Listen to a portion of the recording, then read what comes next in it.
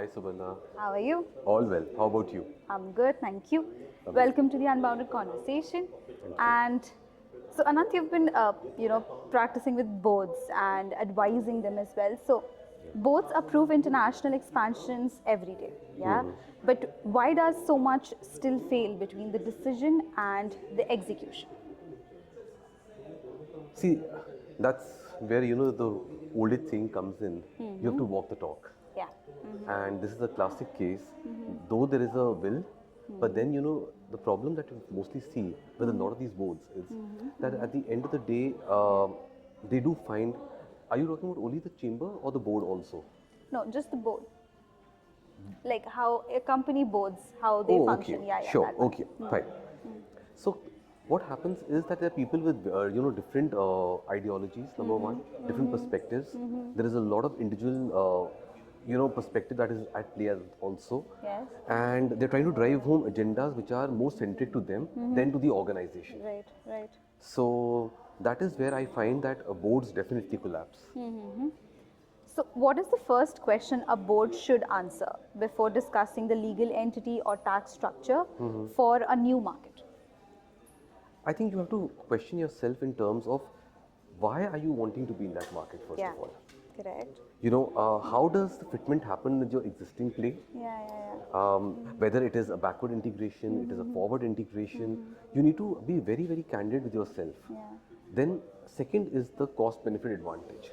I mean, obviously, whenever you explore a new market, there is a certain cost attached to it. Sure. There is a certain compliance cost, there is a human resource cost, there is a learning the curve cost. Is that cost worth it in terms of the benefits that are going to come through, in terms of enhancement of revenues, in terms of a more global footprint? Because many a times I think the question that has to be answered is whether does it make sense to actually further strengthen your position in the market where you already are, Yeah. vis-a-vis venturing out completely in the unknown. Right.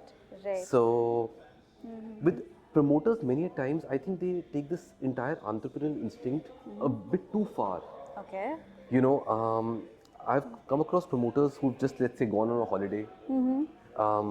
They see a new location, they find it very fancy, they find it very exciting, and they feel, why not? Yeah.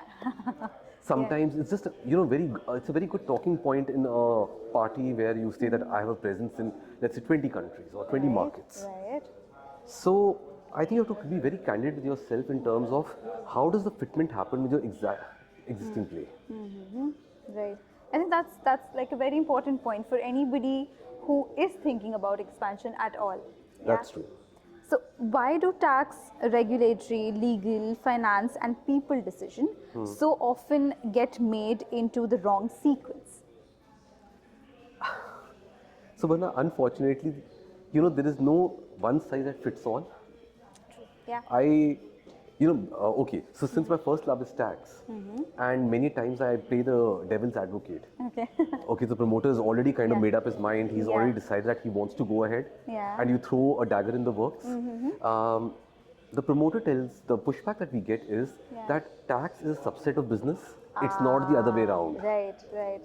So, but then such kind of decisions, where you completely exclude tax or the people management side of things, rarely come back and haunt you. Yeah. Okay. Interesting. So, what could an India-EU trade framework change for businesses, and what will it not solve by itself? I think it's an excellent initiative from both the sides.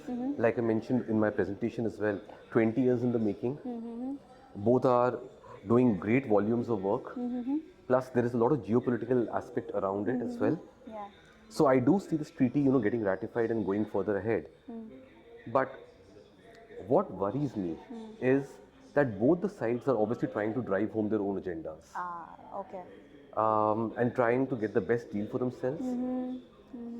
India, while it claims, is far from that protectionist regime. But when you open up the doors in such a way, because you're not like slowly just opening the door, you're literally just banging through it and. Yeah. So then, does the Indian current manufacturing ecosystem, shape up well, or can it stand on its own feet? Yeah. When you have such European big weights coming into India, that's something that needs to be seen. Yeah. But I think if I have to be very candid, and given the shift of power that I see globally, Yeah. I think India will stand to gain immensely because right now I see a more protectionist regime actually being adopted in the EU as compared to India. Okay. Interesting. So EU, because of the challenges that they're facing, Yes, yes, both on yes. the political and the economic side, is trying to actually preserve its economy. It's trying to close its doors and borders. Yes. And that is where I think India will really stand to gain. Okay. I think one thing that we have to be very candid about, we should not play the China rhetoric anymore. India is not a China plus one. India is India on its own. Yeah. True. So, where does transfer pricing reveal that a group's written structure and real decision making are not aligned? So, with transfer pricing, essentially, what happens is that the whole rigor of transfer pricing is based on the fact that if you are, let's say, transacting Yes. with a group company, Right. it should be on an arm's length basis. So if I'm transacting with my child, it should be at par with I'm transacting with a third party, Yeah. which never really happens. So there are ways and means and circumventions that happen there. But I think transfer pricing is a real threat for businesses today because if you see all the litigation exposures that the companies are stacking up on the balance sheets, Yes. transfer pricing is a huge exposure there. Okay. And therefore, and also now, if I were to give an India context as well, any company who's looking to go in for listing or for an IPO, Yeah. the SEBI has mandated very strong and strict rules that the related party transactions in their house should be in order. Yeah. So this tells you that the regulator is slowly watching any kind of related party transactions. So Yeah. transfer pricing is one facet of business that can no longer be overlooked. Yes. And I also see how transfer pricing as a practice is like growing internationally, where it's becoming a very strong practice all across the world. Yeah, Sure. it's booming. Like everybody is coming in more and more into the practice area. Absolutely. So, how should a growing company design for flexibility without creating a structure so complex that it cannot govern it? So again, I think it's about being true to yourself. I think if I were to talk about a promoter-driven or an entrepreneur-driven company, Yeah. I think the first thing they have to understand is the clear difference between shareholders Yeah. and management. Right. The big challenge that I see, Subarna, with a lot of companies is that the shareholders or the owners feel that they know it all. Yeah. And if you have to scale, Yeah. the first thing you have to junk and trash is the know-it-all approach. Yes, for sure. Yeah. Getting a professional management on board, getting the specialist on board is the first step towards actually taking those steps towards becoming international and becoming global. Yeah. And I think that is where the local expertise and professional experience also comes in. True. Where professionals like you who are advising people across borders, your experience speaks more than the Yes. board or the company already making up their mind and then looking into expansion or a new market itself. That's true. So, what is the most important discipline for leaders building a corridor between jurisdictions rather than completing a one-off transaction? See, if you want to build a corridor, which means there is a continuity of transaction that is Right. happening, Yes. it's not a one-off. I think the first discipline you need to have is the habit of actually being patient. Okay, that's a good one. Yeah. Yeah. No corridor was built overnight. Like they say, Rome wasn't built overnight. For sure. So you have to be patient. It's not about just extracting whatever you want from that corridor. Yeah. I'm a bit old school in this. I think you have to first give, then to expect anything in terms of any extraction. So it needs a lot of discipline in terms of being at it. Yeah.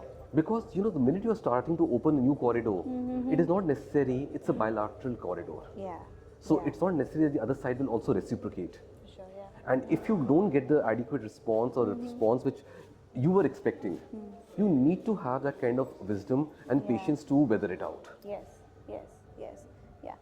I think lovely conversation. Thank you so much, Mr. Bhatia, for outlining this entire conversation so well. Where cross-border expansion, how it fails, how to strategize, how to look into expansion in total.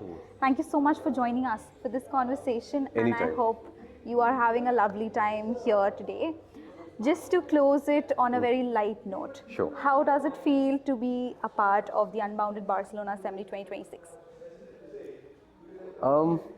Okay, it's always very special. It's my third time here. Yeah.